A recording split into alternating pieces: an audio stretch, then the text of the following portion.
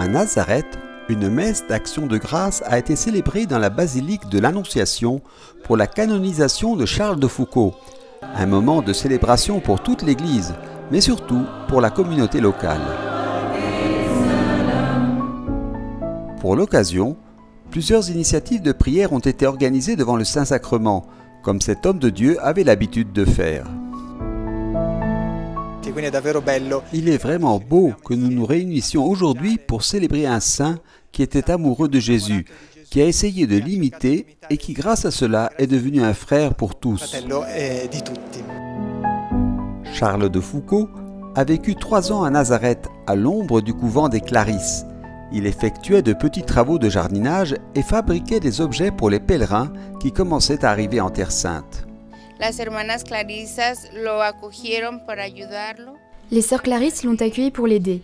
Mère Michel, alors abbesse du monastère, lui offre un petit endroit où il construit une maison, une petite cabane, et où il se réunit en prière à la recherche de la vérité.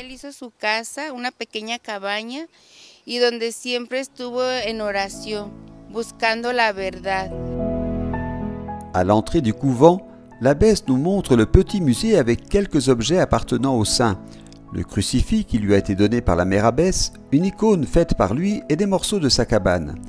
Homme d'essentialité, mais aussi exemple de fraternité universelle.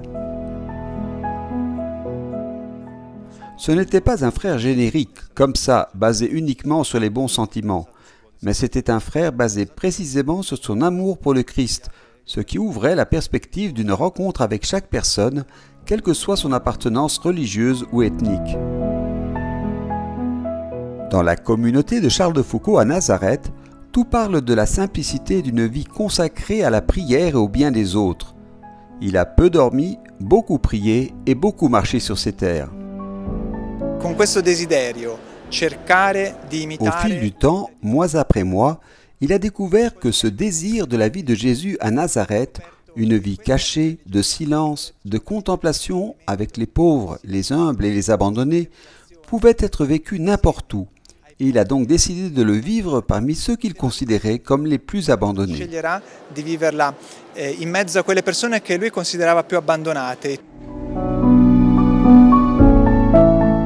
Les années passées en Terre Sainte ont marqué un tournant, une rupture, non seulement dans les pages de l'Évangile qui lui parlaient, mais aussi dans la maturation de sa vocation sacerdotale. C'est précisément à l'époque où il vivait à Jérusalem, au monastère des Clarisses.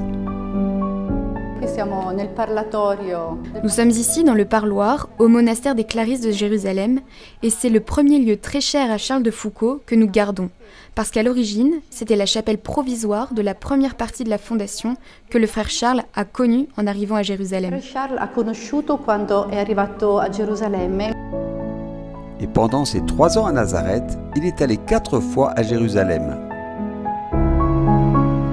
La sua presenza è molto legata alla figura della nostra madre fondatrice del monastero di Nazareth e di Gerusalemme. Sa présence est très liée à la figure de la mère fondatrice du monastère de Nazareth et de Jérusalem, mère Élisabeth du Calvaire, qui voulait le rencontrer parce que de Nazareth arrivait la nouvelle qu'ils avaient un hôte, une nouvelle personne dans l'hôtellerie qui était très simple et très humble, mais en même temps, disait-il, c'était un saint.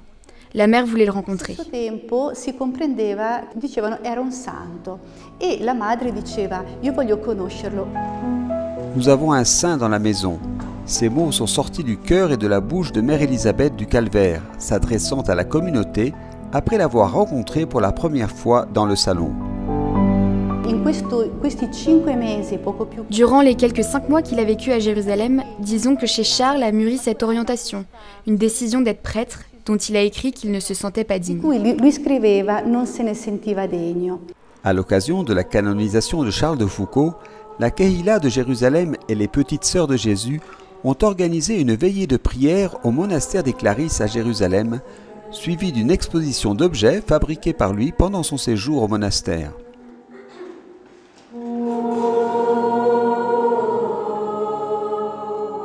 Charles de Foucauld a laissé un grand héritage de manuscrits.